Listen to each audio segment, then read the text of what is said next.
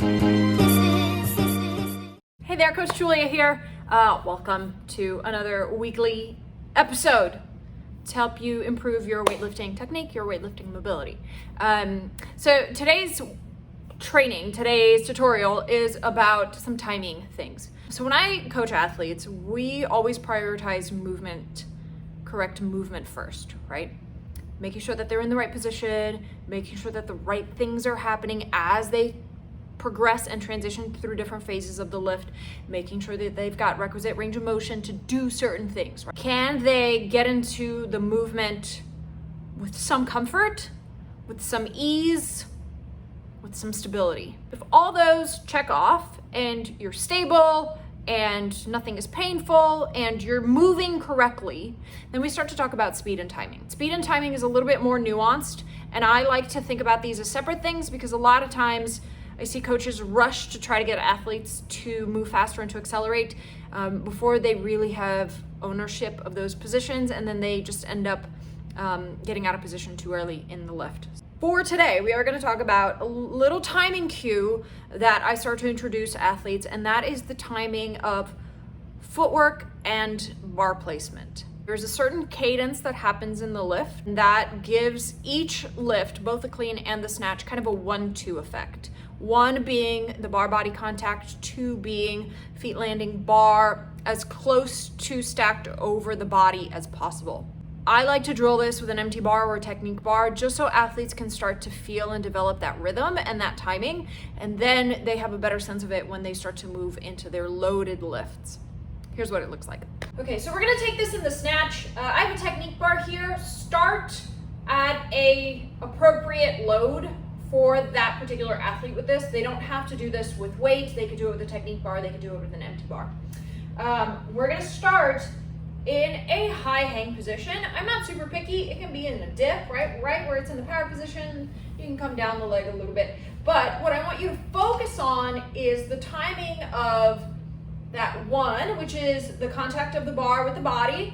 2, feet land bar is as secure overhead as possible, meaning we don't want to land and have the bar out in front of you, or land the feet and you're still up above the bar, okay? I'm gonna receive these in a mid squat position.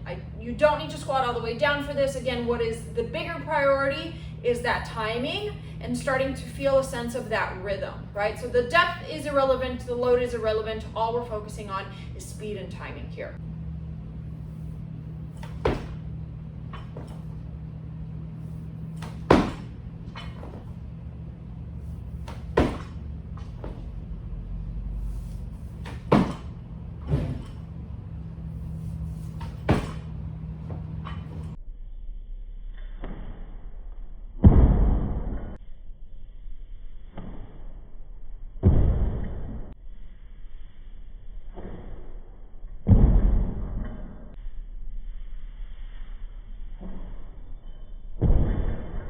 Same thing in the clean, right? We're looking for that quick 1-2. It'll be 1, there's my extension, there's my bar body contact. 2, I want to get my elbows up into that rack position. I think particularly with the clean, I see athletes land in their squat, however deep it is, and their elbows are still down here, and then they wait until they're standing and they've locked out the legs to move their arms into that rack position. It's too late. You would have lost a heavier weight at that point.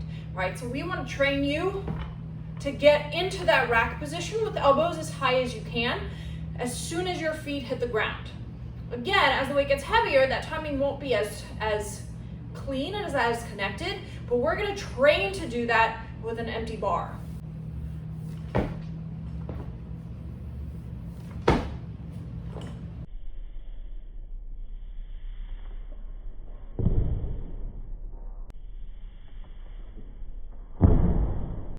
So I like to have athletes do these either as a technical primer before the lift or when they're done so that they can reinforce those speed mechanics. Again, for beginners, it's really hard to try to get them to focus on speed right away because they don't really have the movements yet. So this is definitely kind of like a second tier thing. If you are a beginner or you're working with beginners, get your movements down first, right? Get your body positions, figure out the way that bar is supposed to move, right? Prioritize bar path first, and then how fast you're getting there.